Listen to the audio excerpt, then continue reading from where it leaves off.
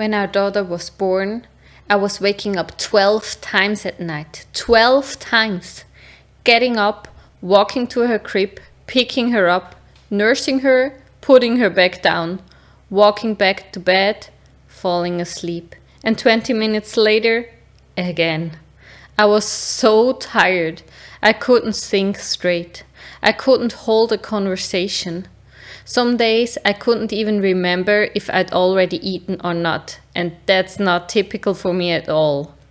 And then one night I just pulled her into our bed, and something changed. She stopped crying. I stopped getting up. And for the first time in weeks, we both actually slept. This video is the beginning of a series about one of the most important decisions we made as parents. And if you're exhausted right now, desperately searching for a way to get your baby to sleep, stay with me. I'm Karin Schriebe, and this channel is for Christian moms who want biblical habits that bring peace, purpose and joy into motherhood. If you are a tired mama who needs to hear that there's nothing wrong with your baby and nothing wrong with you, I make a new video every week for you. Hit subscribe so you don't miss one. We did everything by the book at first.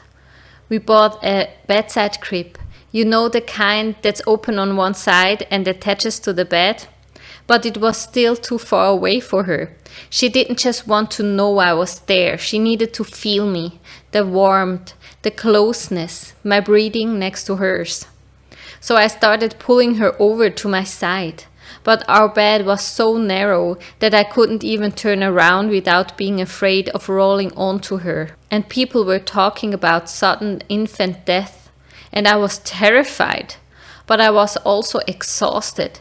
And I knew deep in my gut that she belonged close to me. Not in another room, not even on the other side of a crib wall, next to me. So we made a decision. My husband built us a family bed.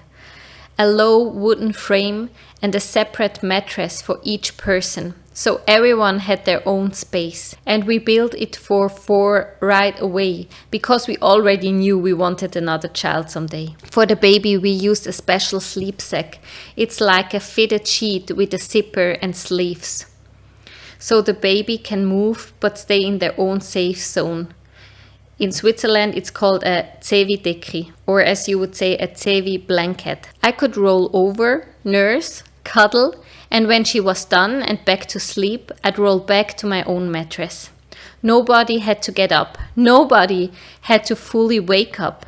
And here's the thing, because I could respond so quickly, our babies never really started crying at night. A small sound, a little movement, and I was already there. That was a great thing for my husband as well. But then came the questions.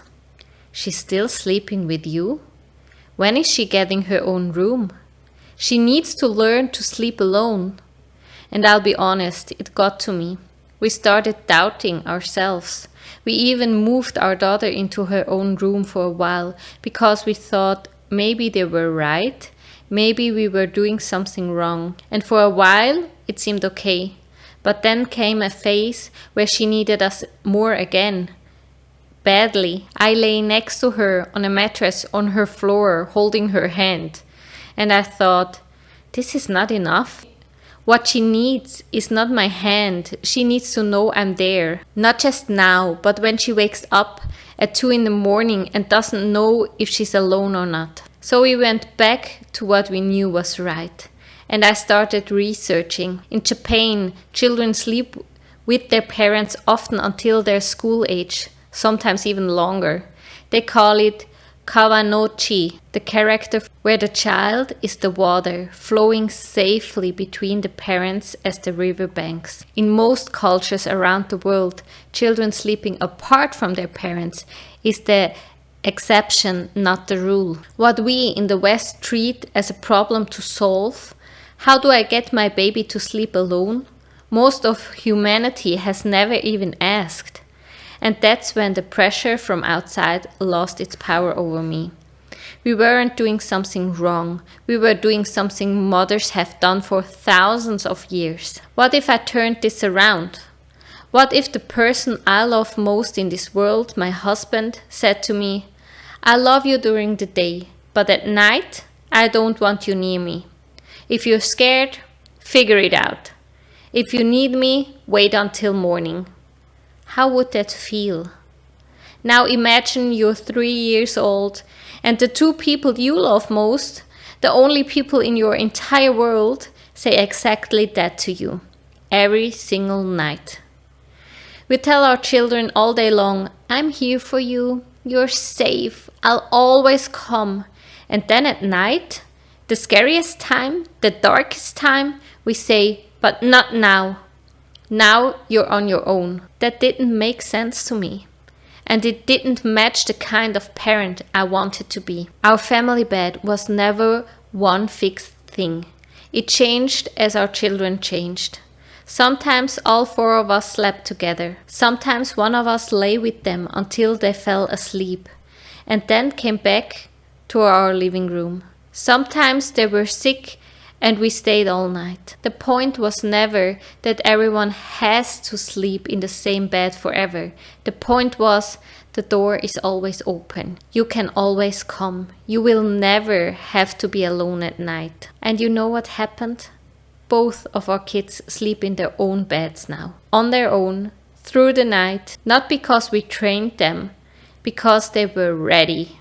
Children learn what we model for them. And they learn to sleep by sleeping safely next to us until they don't need to anymore. Psalm 4:8 says, in peace I will lie down and sleep. For you alone, Lord, make me dwell in safety. In safety, that's the word. Not in performance, not in training, in safety.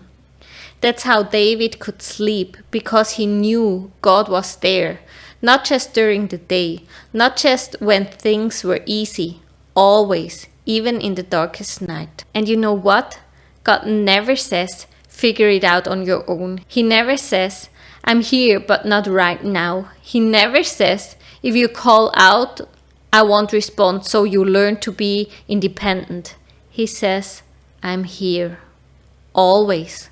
Call out and I will come. That's the kind of parent I want to be. Mama, if you're exhausted right now, if you're up 5 or 10 or 12 times a night, let me say this to you.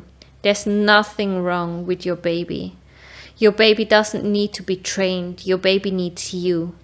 And there's nothing wrong with you for wanting them close. In part 2, I'm going to talk about something much harder, where the idea of sleep training actually comes from, what it does to children, and why I believe it's one of the most damaging things we've been told as parents. Make sure you're subscribed so you don't miss it. Where does your child sleep? And how did you decide? Tell me in the comments. No judgment, just honesty. Talk soon.